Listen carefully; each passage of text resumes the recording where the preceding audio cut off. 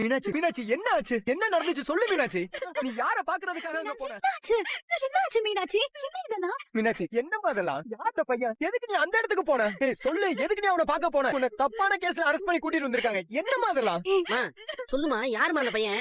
சொல்லு மீனாட்சி, எங்க அவரு? சார் சார் சார் சார் என்ன சார் நீங்க? அது என் மாமா பொண்ணு சார். அவ பேர் மீனாட்சி. இந்த பொண்ணு எதுக்கு சார் நீங்க அரெஸ்ட் பண்ணி கூட்டிட்டு வந்தீங்க? சார் அது ரொம்ப நல்ல பொண்ணு சார். சார் எங்க மாமா உங்களுக்கு தெரியுமா சார்? அவர் பேர் ராமசாமி. ஒரு காலத்துல அரசனூரோட பஞ்சாயத்து தலைவர் சார் அவரு. அவரோட பொண்ணு சார் இது. இந்த கதையெல்லாம் அந்த பொண்ணு ஏற்கனவே சொல்லிடுச்சு. இப்ப நீ வந்து அதே கதையை சொல்லிட்டு இருக்கியா? நீங்களா யாரு? நீங்களும் அந்த கூட்டத்தோட சேர்ந்தவங்களா? சார் வாய்க்கு வந்தபடி பேசாதீங்க சார். என்னடா சத்தம் போடுற? போட்டனா? சார் சார் விட்டுருங்க சார்.